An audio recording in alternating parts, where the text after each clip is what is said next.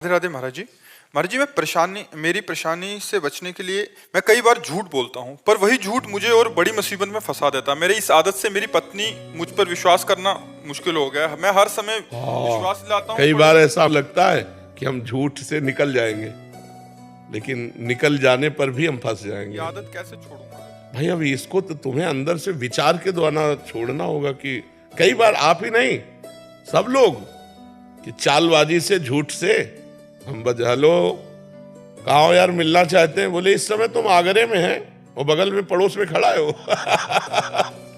Mobile से भी बहुत झूठ बोला जाता है, नहीं बोला जाता। तो हमें लगता है कि हम झूठ बोलकर बड़ी सफाई से बच जाते हैं, लेकिन नहीं, वही हमारी गंदी आदत हमको सत्य से दूर कर देती है।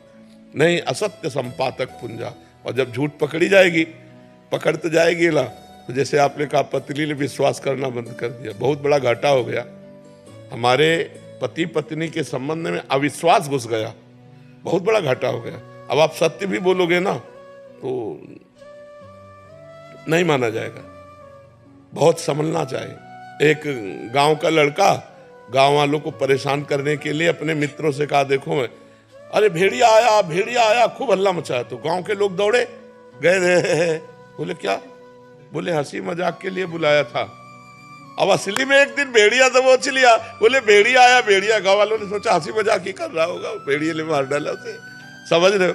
अगर हम झूठ बोलेंगे तो कभी सत्य बोलेंगे तो भी हमारी सत्य बात झूठ मान ली जाएगी कि ये झूठ बोलता है आदमी। हमें लगता है झूठ को धीरे धीरे कम करना चाहिए। कह दें आज से हरिश्चंद्र सत्यवादी, तो ऐसा नहीं हो पाएगा, क्योंकि जबान है और माइंड है, वो झूठ से बचता रहा है तो प्रयास करेगा झूठ का। धीरे धीरे अगर हम सत्य बोल देंगे तो फांसी थोड़ी चढ़ा दी जाएगी। हमारे आचरण सही हो जाएंगे, हमारा जीवन सही हो जाएगा। लोग कहते हैं व्यापार में झूठ बोलना ही पड़ेगा। हम कहते हैं क्यों झूठ बोलोगे? सब कोई जानते हैं व्यापार मुनाफा के लिए किया जाता है। तो ये बंदा जो वस्तु बेच रहा है, इसका भी परिवार है, इसकी भी दुकान मकान है, उसके लिए खर्चा इसी से ले रहा होगा। तो अब ये कहने की जरूरत कि देखो भाई साहब, ये जो चीज है ये 120 की पड़ती हमें, तो हम कसम से कह रहे हैं मुनाफा नहीं लेंगे, आप 120 का देंगे। और वो है 70 की। वो कसम खा के, उस झूठ बोल करके 30-40 रुपया अगर बचा पाए, वो तुम्हारे लिए सुखकारी नहीं होंगे। और प्राय लोग ऐसे करते हैं, कसम से कह रहे हैं आपके कारण केवल दे रहे हैं। आपका और तुम इतना बड़ा व्यापार खोले हो, हमसे इतना व्यवहार मानते हो। वो कसम पूर्वक बोलना, ऐसे बोलना, ये सब गलत। भाई ये 120 की है, जैसे मान लो पूछा 120 की है, मुनाफा हम जितना हमारा बनता उतना ले लिया, आपको लेना ले, नहीं चले जाओ।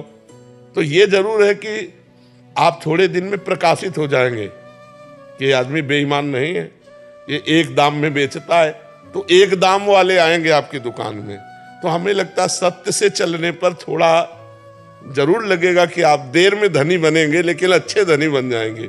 दीपक की चले जलोगे तो जलते रहोगे, हाइलोजन की तरह प्रकाशित होगे, फ्यूज हो जाओगे। अधर्म ना करो, झूठ मत बोलो, बेईमानी मत करो। पत्नी से कह दो हम वृंदावन होके आ रहे हैं, अब हरिश्चंद्र वाली चाल चलेंगे, झूठ नहीं बोलेंगे, तो हम पे विश्वास कर ले, ठीक है? नहीं, पति पत्नी में विश्वास न रहा तो यार फिर जीवन किस काम का? सोचो, वो तुम कह रहे हो कुछ भी, वो कह रहे हम जान रहे सब फ्रॉड है, तो क्या फायदा हुआ? हमारे जबान पे वो विश्वास न करे तो अब विश्वास दिलाओ, ठीक है? और किसी के भी साथ भी धोखा मत करो।